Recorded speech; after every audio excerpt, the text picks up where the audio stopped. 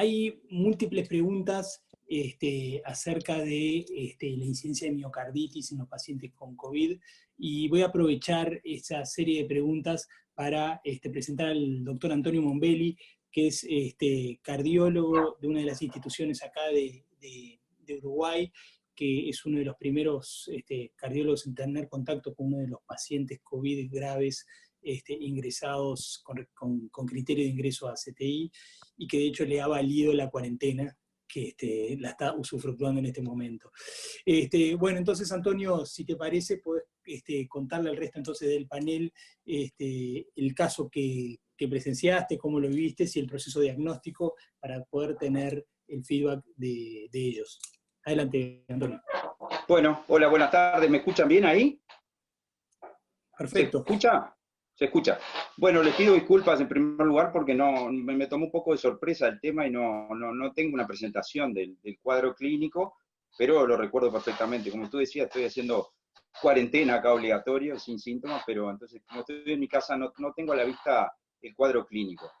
Yo desarrollo mi actividad en el CTI de la unidad cardiológica, en un régimen de guardias de 24 horas y también los veo después en policlínica. En este caso se trata de un paciente que tomamos contacto de 84 años, diabético no insulino resistente, exfumador, hipertenso, con insuficiencia renal de laboratorio, con cifras de creatinina alrededor de unos 70 en su vida habitual, autoválido, que no había tenido evidencia de contacto con pacientes de COVID-19, pero que no había realizado un aislamiento social muy estricto. Había estado en el shopping, había ido a un casino, en fin. Y el día lunes de la semana anterior, hace unos 10 días, 8 días, comenzó con disnea rápidamente progresiva, consultó en la unidad de emergencia móvil, el cuadro clínico fue interpretado como insuficiencia cardíaca y se trasladó por ese motivo a la emergencia. Llegó en la madrugada del día previo a mi guardia, 24 horas previas a yo tomar contacto con él, y fue ingresado en el CTI de la unidad cardiológica con un planteo de neumonía e insuficiencia cardíaca. Tenía una placa de tórax con un infiltrado bilateral y a predominio en la base derecha, tenía una febrícula, y se había planteado que el cuadro clínico era compatible con neumonía, por lo que pasó a nuestra unidad. Allí, inicialmente, el cuadro se interpretó como tal, con el diagnóstico que venía, pero se agregó en la valoración diagnóstica, allí estamos viendo que compartió la colega, seguramente Daniela, con nosotros, la placa de tórax del ingreso, que tiene un infiltrado bilateral, difuso, con intersticiopatía, una probable neumonía basal derecha. Este paciente ya tenía antecedentes de 2 neumonias previas, la última en el año 2018, en la base derecha con derrame pleural asociado. No hay más placas después en la evolución, pero esta es francamente patológica con respecto a la del año anterior. Bueno, entonces con este diagnóstico se le hizo un ecocardiograma que mostraba alteraciones de la contractilidad segmentaria, fundamentalmente de la cara anterior y del ápex, con una FEBI levemente disminuida, 45-50% de fracción de eyección, con un ecocardiograma previo del año anterior que era normal. Tenía un electrocardiograma con trastornos difusos, no claramente específicos de la repolarización. Si después ahí Daniela lo comparte, porque yo no lo tengo a mano. Tiene alteraciones del ST fundamentalmente en la cara lateral alta, en D1, ABL, B5, B6. Si me apuran, parecen más de pericarditis que de compromiso miocárdico.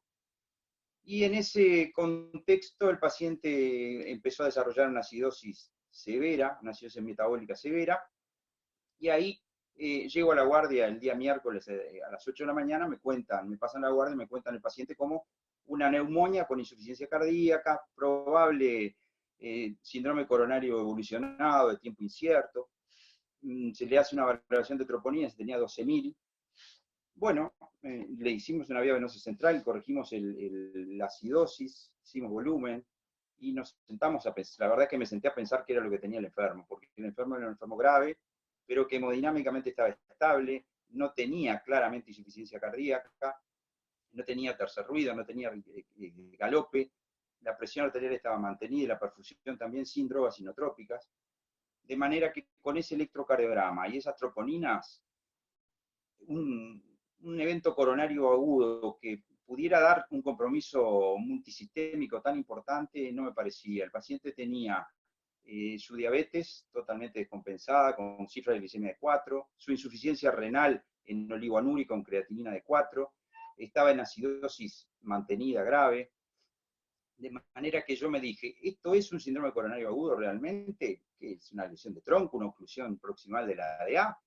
Tiene un electro prácticamente normal y no tuvo Angor. Me parece que no es un síndrome coronario agudo como para explicar todo. ¿Es una neumonía esto realmente? ¿Es una neumonía bacteriana? No tenía fiebre, tenía una febrícula de 37,4, 37,6, tenía una leucocitosis de 16.000 con linfopenia, con lo que ya no me empezó a gustar el diagnóstico y la placa de tórax me parecía que tenía mucha intersticiopatía. Yo me planteé, si esto es una neumonía, probablemente no sea bacteriana. El paciente apenas sí tosía en sus antecedentes, durante el examen clínico no tosió en ninguna oportunidad, y la licenciada en enfermería no había podido sacar muestra de cultivo de expectoración porque no tenía expectoración. De manera que si era una neumonía grave, no era bacteriana, porque difícilmente no tuviera fiebre significativa y difícilmente no tuviera expectoración. Con esa placa, ese diagnóstico de gravedad y en el contexto epidemiológico que estábamos viviendo, yo me planteé, ¿no será esto un COVID-19 con un cuadro rápidamente progresivo de disnea, insuficiencia respiratoria que con una gasometría muy pobre que lo había llevado a la ventilación no invasiva, y con compromiso multisistémico, renal, metabólico, respiratorio y con probablemente una miocarditis o una miopericarditis, con trastornos de la contractilidad, pero con un electro que claramente no era de infarto. 12.000 de troponinas, y para rematar tenía 3.300 de dímeros D, lo cual es un indicador pronóstico de mala evolución en los pacientes COVID-19, que tampoco encajaba en el cuadro clínico del paciente, que no había estado en reposo, que no era para plantear que tuviera un TEP. El ecocardiograma no tenía compromiso de las cavidades derechas, de manera que el paciente parecía ser muy complejo para ser solo una neumonía o solo un síndrome coronario agudo evolucionado. En ese sentido, entonces, lo hablé con la coordinación, llamamos a los infectólogos, y se planteó que esto pudiera ser el primer caso grave que hubiera de COVID-19, en principio un poco de resistencia a la idea, se le realizó un panel viral completo pensando que fuera una neumonía viral, pero un virus habitual. El panel viral completo fue negativo y se hizo finalmente una prueba para COVID-19 que resultó positiva. De manera que en definitiva es un paciente con factores de riesgo para el desarrollo de enfermedad coronaria, con antecedentes de neumonias a repetición, con 85 años, que no había cumplido un aislamiento social adecuado y que se presentó con un cuadro clínico de disnea rápidamente progresiva, insuficiencia respiratoria y compromiso multisistémico, con insuficiencia renal prácticamente para hemodiálisis, descontrol metabólico con glicemias de 4, trastornos miopericárdicos en el electro, en el ecocardiograma, troponinas muy elevadas, dímeros D muy elevados, leucocitosis y linfopenia. Con eso fue que tuve la sospecha clínica, el infectólogo la compartió, y bueno, finalmente al terminar el día, se optó entonces por no hacer tratamiento intervencionista de ese probable evento coronario agudo. Se comenzó con tratamiento médico, aspirina, betabloqueantes, heparina de bajo peso, estatinas, y se trasladó al enfermo con apoyo de ventilación no invasiva a un sector de aislamiento, así estipulado en la institución, para los primeros casos de COVID-19 que se pudieran haber diagnosticado.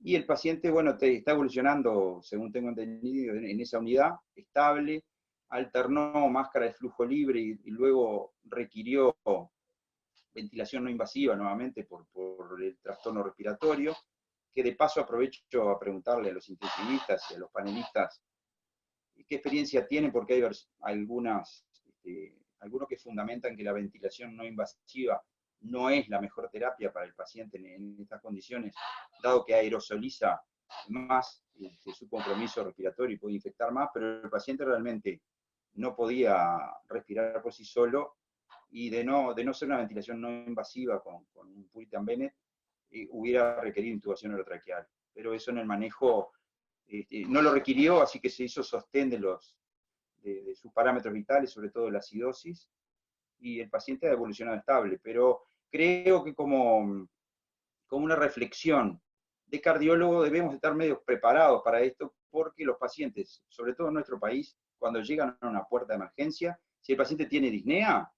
probablemente sea para el cardiólogo. El pobre cardiólogo que está en la puerta seguramente lo va a tener que ver.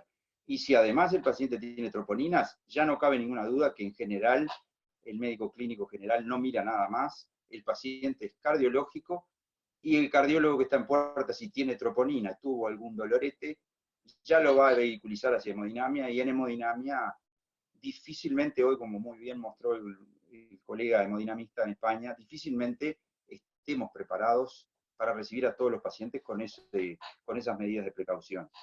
Así que lo que queríamos compartir era esta experiencia como cardiólogo en una unidad de cuidado crítico de un enfermo que venía con una pseudo insuficiencia cardíaca que resultó ser un compromiso multisistémico por una afección viral. Perfecto, Mombelli, muchísimas gracias. Creo que es clarísimo, toca todo ese caso clínico. Y si les parece, algo que se me ocurrió ahora, porque las preguntas que están llegando son una cantidad dirigida, o sea, para todos los panelistas que tenemos, creo que este caso clínico está bárbaro como para ir metiendo y ir echando las distintas preguntas, teniendo como eje este caso. Primero vamos a arrancar por orden con el doctor Fernando Blas. Yo sé que usted lo mencionó en su charla, pero ¿cuáles son los criterios de testeo hoy en día que tienen para COVID-19? ¿A quién le hacen test para COVID-19? Y si esos criterios son distintos para el personal sanitario. Tengo que decir primero que la normativa que hay, o digamos el protocolo de detección, de uso del test para detección de pacientes infectados por COVID, ha tenido unos cuantos días una situación ligeramente caótica y discordante. Ha habido varios, digamos, organismos a nivel de Navarra que han sido los que han propuesto diferentes organigramas o diferentes diagramas de atención, en algunos casos producidos esa discordancia por lo precipitado de la situación, coincidiendo con el fin de semana, la situación de emergencia, etc. Que yo sepa, y eso cambia de forma muy rápida y sobre todo va a cambiar este fin de semana a partir de la disposición de los test rápidos, que se espera que empiecen a llegar al fin de semana.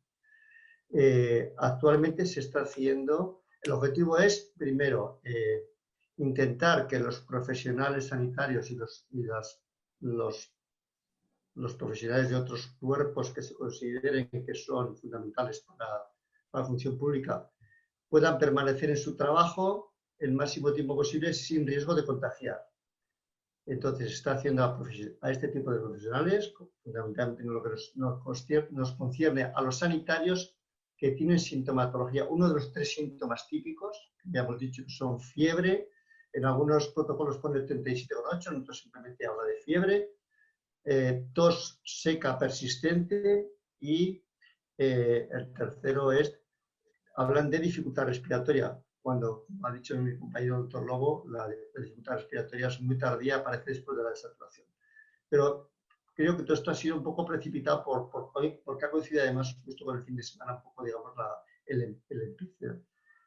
Actualmente también se incluyen dentro de este protocolo a los pacientes que están pendientes de ingreso hospitalario, sintomático por tanto, para decidir la zona hospitalaria o zona ingresa zona COVID o zona no COVID. Y también se está incluyendo también a los profesionales sanitarios que han tenido contacto directo con pacientes positivos. Pero esto depende si te pones en contacto con un tipo de organización u otra. Y cuando puedo hablar del sistema de emergencias, puedo hablar de prevención de riesgos laborales o puedo hablar de salud del Departamento de Salud de Gobierno de Navarra.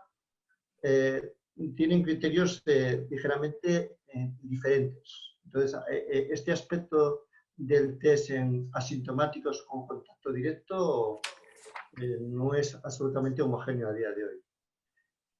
Perfecto, excelente. Al doctor Lobo, entonces, considerando el caso que el doctor Mombelli mencionó, esto trae a colación varios estudios, varias publicaciones en las últimas semanas respecto, y lo que han mencionado los chinos en la teleconferencia en conjunto con el Colegio Americano de Cardiología, ¿qué valor, mi pregunta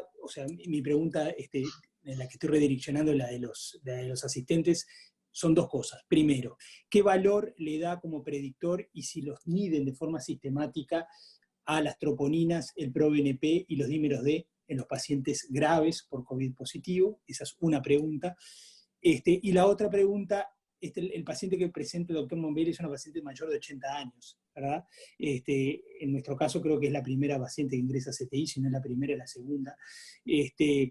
Entonces esto creo que lo que hace es sacar a la luz un artículo que salió en las últimas 48, 72 horas en la New England acerca de los triage de ventilación, los grupos, los comités independientes de triage en ventilación, que son independientes del grupo sanitario que está asistiendo al paciente. Entonces la pregunta dirigida es si existe ese grupo de triage en su centro y cómo deciden qué paciente es ventilado, qué paciente se continúa la ventilación y en qué paciente se suspende la ventilación. Varias cosas que me gustaría comentar. Uno, efectivamente, nuestros marcadores de gravedad se han marcado, y marcadores relacionados con mortalidad está el dímero D y la linfopenia. Nosotros estamos utilizando el dímero D como marcador de inflamación más que de gravedad.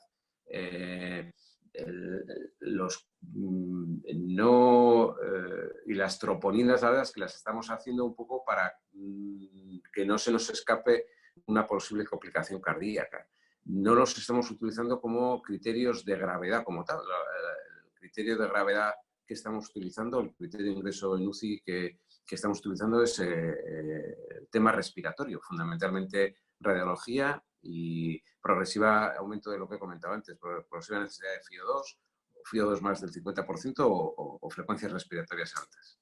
Eso por un lado. Por otro lado, en cuanto al tema de la ventilación no invasiva o la oxigenoterapia de alto flujo, nuestra sociedad hizo una recomendación, un poco revisando la bibliografía, la última actualización es de hace 7-10 días, y con la experiencia que se tenía en el SARS y en el MERS previo, se vio que la no invasiva realmente era poco eficaz.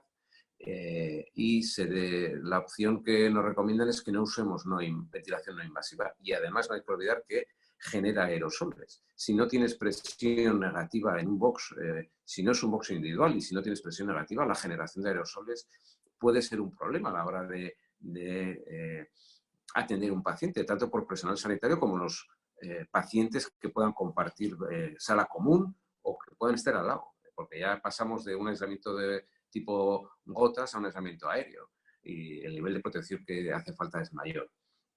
En cuanto al alto flujo, aunque también se cree que genera aerosoles, a partir de sobre todo 50-60 litros, se cree, hay gente o expertos que opinan que el alto flujo no genera tanto aerosol, sobre todo si no pasas de 30-40 litros, y que si efectivamente puedes evitar alguna ventilación, alguna intubación con ventilación mecánica, se podría valorar individualmente, pero también te queda el interrogante de si genera aerosoles o no, con lo cual volvemos un poco como con el cuadro anterior. Nosotros la verdad es que hemos tenido mala experiencia con el alto flujo. En los pocos pacientes que lo hemos intentado, a las pocas horas han acabado intubados, y dada el ritmo de ingresos que hemos tenido, sobre todo las primeras guardias de mucho paciente uno detrás de otro, hacemos una dinámica de ingreso prácticamente la misma para todos. Ingresas y empiezas con alto flujo con oxígeno más allá reservorio, si ves que tienes margen planteas el alto flujo y si no directamente vas a la intubación, y de ellos en 1 hora, 2 horas un alto porcentaje han acabado poronados. Y para acabar, me hacías una tercera pregunta que era el equipo de triaje. Los equipos de triaje de intubación. En estos momentos te puedo contar cómo funcionamos nosotros. Nuestra Sociedad Española de Medicina Intensiva ha sacado un documento de bioética en los cuales, sustentándose en todos los principios de la bioética, de justicia, equidad, igualdad, etcétera, etcétera, pongo un ejemplo, si tenemos no el primero que llega es el que tiene más derecho que el último que pueda llegar, por ejemplo, te hace una serie de recomendaciones, y lo primero que hay que decir es que tenemos que tratar a todos los pacientes que tienen COVID. Dicho esto, todos los pacientes que se ven tratados, hay gente que sí que será subsidiada de la ventilación mecánica, hay gente que no. En estos momentos esa decisión la estamos tomando nosotros, el equipo clínico, de acuerdo con los equipos de planta, con el equipo de cuidados intensivos. Las directrices que están más o menos claras por parte de todas las sociedades son que gente con más de 80 años y con comorbilidades, en principio de forma preferente, lo estoy leyendo, recibirá preferentemente mascarilla de oxígeno de alta concentración, oxigenoterapia de alto flujo, o no invasivas, si se puede, calculando, viendo la relación riesgo-beneficio individualmente. Pacientes entre 70 y 80 años sin patología previa sí que serían subsidiarios, y pacientes entre 70 y 80 años con comorbilidad importante, pues hay que valorarlo individualmente. Eso siempre que tiene recursos. En cuanto los recursos te empiezan a disminuir, pues es una situación que hemos vivido con compañeros de Madrid, lógicamente tienes que priorizar a aquellos pacientes que crees que por perspectiva de vida y por gravedad de la situación tienen más futuro. Y desgraciadamente en Madrid, por lo que nos han contado nuestros compañeros que están trabajando allí, han tenido que llegar a esa situación de tener que seleccionar pacientes o decidir qué pacientes son más candidatos. Actualmente, ya te digo, nosotros en el complejo se han elaborado, se ha hecho un documento que intentamos consensuar entre todos. Va a haber, parece ser, gente que nos ayude con ese tipo de decisiones, pero es lo que, como comentaba al principio, más duro se nos hace. Porque ahora mismo gente con más de 80 años era el pan de cada día, y desgraciadamente en esta situación de pandemia y de consumo de recursos tan brutal y de disponibilidad de recursos tan brutal que tenemos, pues vamos a tener que limitar a gente que en otras circunstancias no hubiéramos tenido que limitar. Vamos a limitar no poder ofrecerles ventilación mecánica. Y lo que he dicho antes, no solo es tener respiradores, porque mucha iniciativa se está haciendo aquí en nuestro país generando respiradores con impresoras 3D, de diseño y la sonoridad es impresionante, la capacidad de fabricación también. Pero no solo es tener respiradores, hay que tener cama, respirador, monitor y personal. Y somos todos los que tenemos que estar ahí. No sé si he respondido a las preguntas o si... Perfecto. Clarísimo, Joaquín, clarísimo. La próxima pregunta entonces sería para Virginia, a propósito del caso. No sé si tuviste, Virginia, la oportunidad de escucharlo en su totalidad, pero en una de las características paraclínicas, imagenológicas del caso, era que tenía una alteración de contractilidad de la cara anterior, apex fundamentalmente, y entonces esto gatilla en realidad una de las varias preguntas que presentan los asistentes, que es: ¿qué tan frecuentes son las alteraciones de la contractilidad en los pacientes con COVID positivo? Bueno, realmente nosotros no hemos tenido experiencia con ningún caso de miocarditis con COVID positivo, pero sí tenemos mucha experiencia en el diagnóstico y en el manejo de las miocarditis comunes, y probablemente se comporte como una miocarditis al uso como el parvovirus o como el herpes, etcétera. En general, como bien sabéis, las miocarditis producen poca alteración de la contractilidad debido a que la afectación es subepicárdica, y eso es lo que caracteriza que mantenga la contractilidad. Sí que es verdad que en casos con mayor afectación, que luego en la resonancia vemos que tienen bastante realce parcheado en distintos territorios, sí que puede ser segmentaria y similar a un infarto, como es en el caso del parvovirus, que por su afinidad a las células endoteliales produce una miocarditis muy similar al síndrome coronario agudo. Entonces, exactamente el COVID, desde luego, hasta donde yo sé, no sé si tiene, probablemente no esté definido y en un futuro se definirá, si tiene un patrón específico por afectación endotelial o tiene un patrón más inespecífico. Eso lo tendremos que ir aprendiendo sobre la marcha. Perfecto, Virginia. Con respecto al Valeriano, con respecto al caso clínico, como Mombelli dejó bien claro, en un momento se generó una duda acerca de si esto era una miocarditis o era un síndrome coronario agudo, motivó la interconsulta con el cardiólogo intervencionista. Entonces, la pregunta dirigida a ti, Valeriano, es: ¿cómo han hecho ustedes, se aplican los criterios habituales para distinguir una miocarditis de un síndrome coronario agudo, o aplican se han dado cuenta que tienen que considerar otros aspectos no antes considerados en estos casos de COVID-19? Muchas gracias por la pregunta. Yo creo que, claro, cuando se está viviendo una situación como la que estamos viviendo en España y en Navarra, como he comentado, probablemente hay que tener en cuenta que todo cuadro sugestivo infeccioso actualmente, que tenga parámetros infecciosos, tiene que ser considerado un COVID. El cuadro infeccioso de un COVID pasa por dos fases, una fase inicial de viremia y otra fase que eso tampoco yo soy médico específico, pero es una fase más autoinmune, y yo creo que hay que integrar toda la información disponible. No se puede prestar especial atención a la troponina si no se tiene dentro de un contexto clínico. Y yo creo que hay que llevar a hemodinámica a aquellos pacientes cuyo cuadro clínico sea muy sugestivo de un síndrome coronario agudo, sin relación con el cuadro, o sea, excluyendo un cuadro de infección por COVID, que es lo que nosotros en España y en Navarra ahora mismo estamos teniendo. Los criterios por los cuales un paciente llega a la sala de hemodinámica con diagnóstico de síndrome coronario agudo son igual que antes de la era COVID. Nosotros no hemos tenido ningún paciente con un diagnóstico poco claro o dudoso de síndrome coronario agudo. Respecto a la miocarditis, con lo que ha comentado mi compañera, la doctora Virginia Álvarez, tenemos muy poca información todavía de este germen en relación a procesos cardíacos específicos. Lo que sí que sabemos es que en España, a través de chats, de grupos de hemodinámica, tenemos casos aislados de miocarditis fulminante. Y fundamentalmente el patrón siempre es el mismo y son pacientes jóvenes y sanos. Son pacientes cuyo debut es un shock cardiogénico y que habitualmente requiere de ECMO. Son casos muy aislados, pero son fatales, son de una mortalidad altísima. En ese grupo de pacientes probablemente los corticoides tienen un papel que es muy discutible en otros pacientes COVID.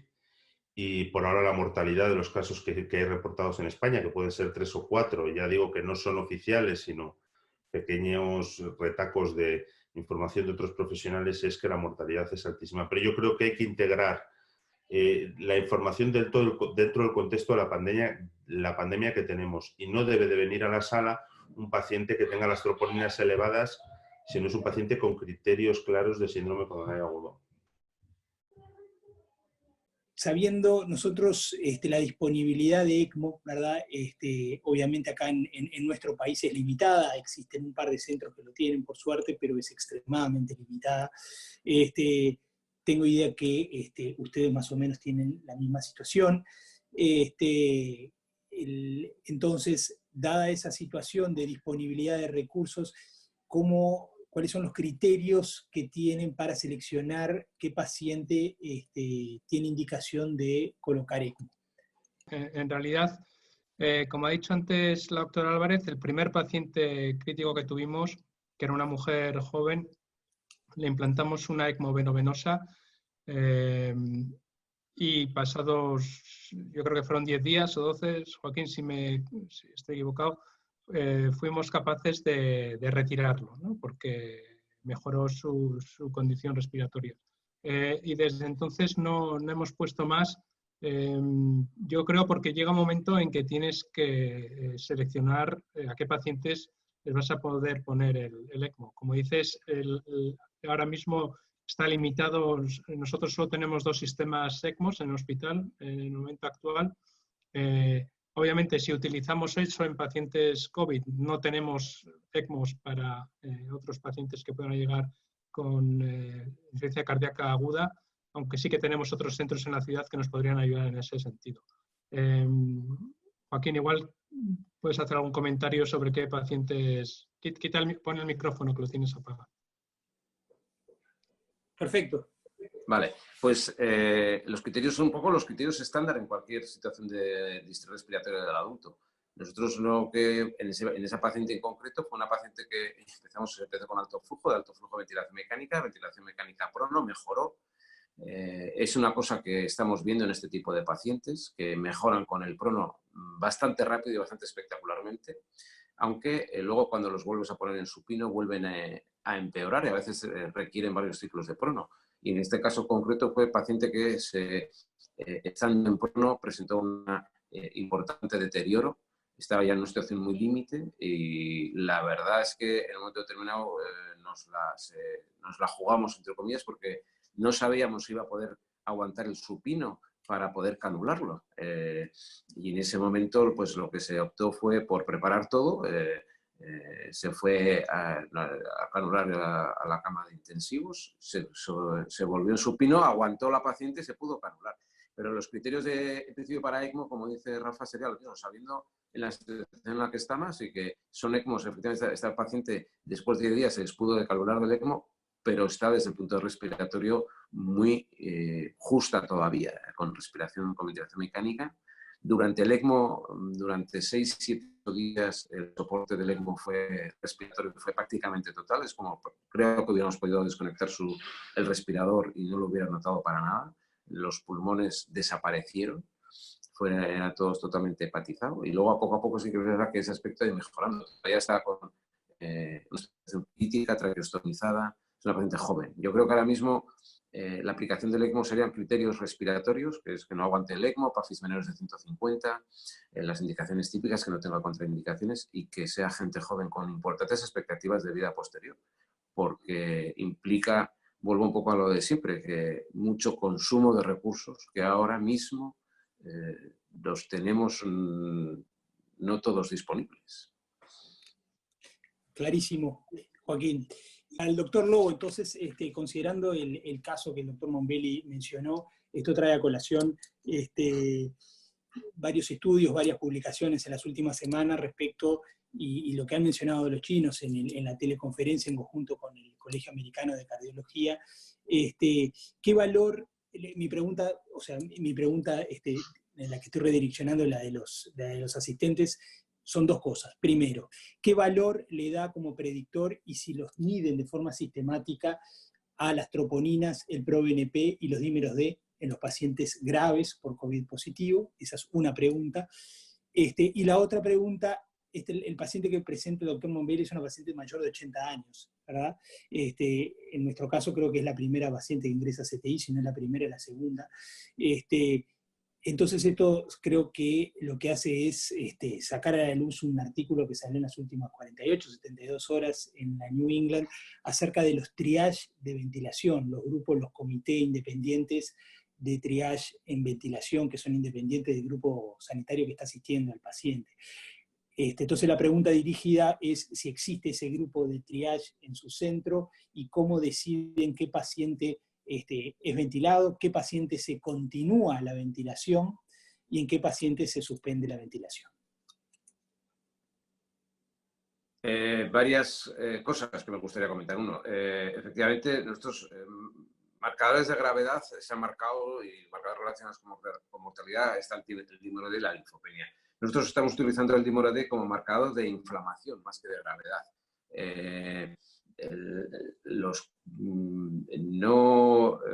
Y las troponinas, la verdad es que las estamos haciendo un poco para que no se nos escape una posible complicación cardíaca.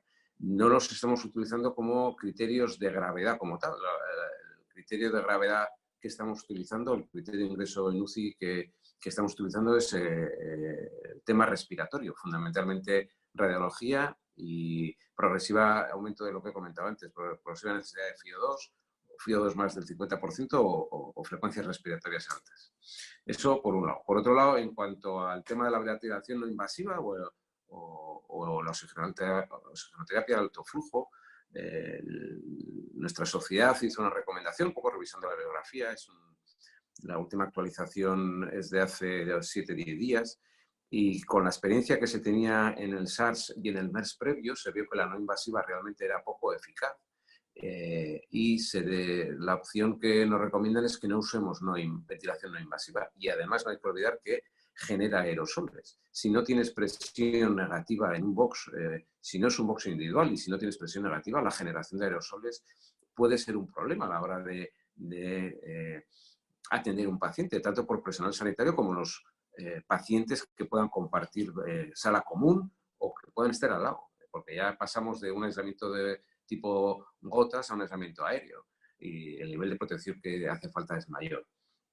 En cuanto al alto flujo, aunque también se cree que genera aerosoles, a partir de sobre todo 50, 60 litros, se cree, hay gente o expertos que opinan que el alto flujo no genera tanto aerosol, sobre todo si no pasas de 30 a 40 litros, y que si efectivamente puedes evitar alguna ventilación, alguna intubación con ventilación mecánica, se podría valorar individualmente, pero también te queda el interrogante de si genera aerosoles o no, con lo cual volvemos un poco como con el cuadro anterior. Nosotros la verdad es que hemos tenido mala experiencia con el alto flujo. En los pocos pacientes que lo hemos intentado, a las pocas horas han acabado intubados y dada el ritmo de ingresos que hemos tenido, sobre todo las primeras guardias de mucho paciente uno detrás de otro, hacemos una dinámica de ingreso prácticamente la misma para todos. Ingresas y empiezas con alto flujo, con oxígeno más allá de reservorio. Si ves que tienes margen, planteas el alto flujo y si no, directamente vas a la intubación. Y de ellos, en 1 hora, 2 horas, un alto porcentaje han acabado coronados. Y para acabar, me hacías una tercera pregunta que era el equipo de triaje. Los equipos de triaje de intubación. En estos momentos te puedo contar cómo funcionamos nosotros. Nuestra Sociedad Española de Medicina Intensiva ha sacado un documento de bioética en los cuales, sustentándose en todos los principios de la bioética, de justicia, equidad, igualdad, etcétera, etcétera. Pongo un ejemplo, si tenemos, no el primero que llega es el que tiene más derecho que el último que pueda llegar, por ejemplo, te hace una serie de recomendaciones y lo primero que hay que decir es que tenemos que tratar a todos los pacientes que tienen COVID. Dicho esto, todos los pacientes que sean tratados, hay gente que sí que será subsidiada de la ventilación mecánica y hay gente que no. En estos momentos esa decisión la estamos tomando nosotros, el equipo clínico, de acuerdo con los equipos de planta, con el equipo de cuidados intensivos. Las directrices que están más o menos claras por parte de todas las sociedades son que gente con más de 80 años y con comorbilidades, en principio de forma preferente, lo estoy leyendo, recibirá preferentemente mascarilla de oxígeno de alta concentración, oxigenoterapia de alto flujo, o no invasivas, si se puede, calculando, viendo la relación riesgo-beneficio individualmente. Pacientes entre 70 y 80 años sin patología previa sí que serían subsidiarios y pacientes entre 70 y 80 años con comorbilidad importante, pues hay que valorarlo individualmente. Eso siempre que tiene recursos. En cuanto los recursos te empiezan a disminuir, es una situación que hemos vivido con compañeros de Madrid, lógicamente tienes que priorizar a aquellos pacientes que crees que por perspectiva de vida y por gravedad de la situación tienen más futuro. Y desgraciadamente en Madrid, por lo que nos han contado nuestros compañeros que están trabajando allí, han tenido que llegar a esa situación de tener que seleccionar pacientes o decidir qué pacientes son más candidatos. Actualmente, ya te digo, nosotros en el complejo se han elaborado, se ha hecho un documento que intentamos consensuar entre todos. Va a haber, parece ser, gente que nos ayude con ese tipo de decisiones, pero es lo que, como comentaba al principio, más duro se nos hace. Porque ahora mismo gente con más de 80 años era el pan de cada día y desgraciadamente en esta situación de pandemia y de consumo de recursos tan brutal y de disponibilidad de recursos tan brutal que tenemos, pues vamos a tener que limitar a gente que en otras circunstancias no hubiéramos tenido que limitar. Vamos a limitar no poder ofrecerles ventilación mecánica. Y lo que he dicho antes, no solo es tener respiradores, porque mucha iniciativa se está haciendo aquí en nuestro país generando respiradores con impresoras 3D, de diseño y la solidaridad es impresionante, la capacidad de fabricación también. Pero no solo es tener respiradores, hay que tener cama, respirador, monitor y personal. Y somos todos los que tenemos que estar ahí. No sé si he respondido a las preguntas o si... Perfecto. Clarísimo, Joaquín, clarísimo.